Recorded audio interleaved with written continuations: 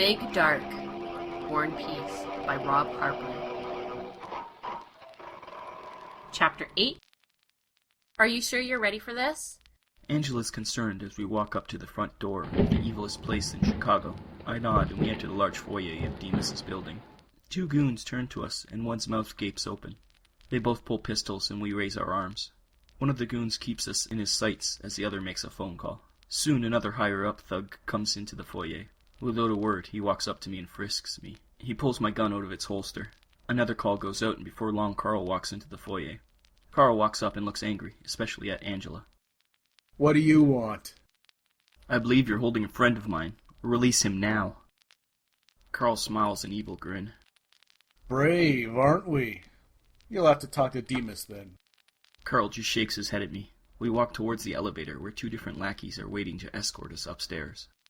Remember, bitch, you overstepped your bounds before. You have no power here. Don't make me hurt you. We enter the elevator and go up to the 61st floor. I can't help but notice Angela looks worried. We exit the elevator into the huge office of Demas. Demas himself is sitting at the desk, and beside him on the ground is Paul, blindfolded, gagged, and bound. I try to keep my composure as Angela and I walk up to Demas's desk. Carl and the other goons stay back and watch. I was wondering when you'd show up, and I see you've brought a playmate.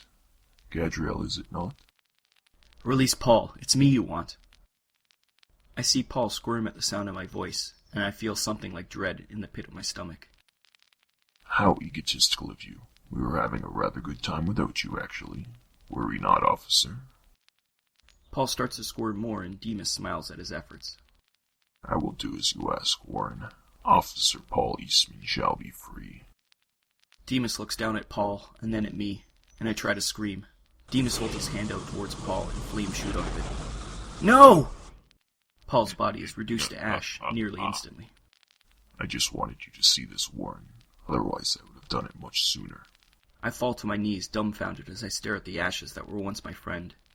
Angela suddenly makes a move at Demas. Pretty. That would be against the rules. We all know your kind never breaks the rules. Angela stops her advance, but I jump up and leap at Demas. All I see is red. Fuck you! I get halfway over the desk when I'm repelled by an invisible force and land on the floor 10 feet back. Angela runs to check on me. Demas looks somewhat angry. We fight when I say we fight, not before. Actually, why should I waste my time on you? Carl, get rid of him. I keep my eyes on Demas the whole time Carl and his thugs drag me back to the elevator. I know in my heart I will see him dead. Just not this day. Chapter 9. We enter the elevator, and my anger rides high in me. One of the pair of goons with us hits the basement button, and we start down. Before I can think about trying to wrestle one of the guerrillas' guns away, Carl whispers in my ear. Wait. We slowly descend towards the basement where Demas plans to finish us off, and here I am listening to the man sent to do the job. When we're about halfway down, Carl moves to the front of the elevator and faces Angela and I. The two thugs stay behind us like statues. Carl gives a distasteful look towards Angela and begins to talk. Well, you've done it this time, War. You pissed off the biggest guy in town, and he's ordered your death. How's your day going so far? You forgot to mention the incineration of my best friend. Oh, yeah. Just not your day, is it? Oh, and I didn't mention it before, but Demas has some guys on the police force. They're on his payroll. You and God's whore here are all wanted for kidnapping, and now murder of said friend. Carl leans in close to gloat. Luckily your day is about to get a bit better. Carl pulls out his two pistols and levels them at Angela and me. The thugs behind us twitch at first, but then relax when he aims at us. Carl smiles and quickly adjusts his aim and fires. The sounds of the 45s echoing in the elevator is nearly deafening, and I feel the blood and other matter splash against the back of my head. Demas's two henchmen thud to the ground, both shot in the head. I glance down at the bodies and over to Angela to make sure she was all right. She looks at me and shrugs in her usual calm way without even batting an eyelash.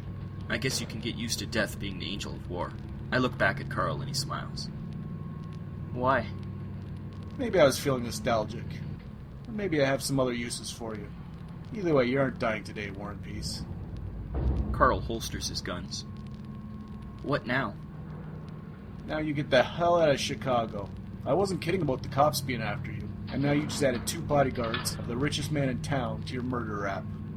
The little demon is right. We can't afford to be caught. Carl gives her another annoyed look. The Fallen are planning something down south somewhere. At least that's a direction to start with.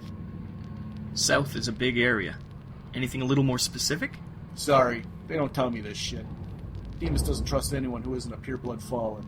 With good reason, obviously. Luckily for you. The three of us exit the blood-soaked elevator, and Angela and I head for the exit. Oh well, like you said, south is a direction. Warren, wait. I turn and Carl slides one of his pistols to me across the foyer's marble floor. It makes a huge noise cutting the silence and darkness. I pick it up. War, I can't get out of this without a scratch. Don't miss. I level the gun at Carl and for a split second consider shooting him through the face. Thank you for your help, even if I don't know why you did it. With that, I fire. Carl spins and goes down to one knee, clutching his bloodied arm. Go! Watch out for the heat! I nod to him, and Angela and I are gone into the dark and out of Chicago. For now. To be continued. And now a message from the man of four voices, Jack Fike. Please, if anyone would just buy some merchandise so I could not have to work as a telemarketer, I beg of you. Thanks, Jack.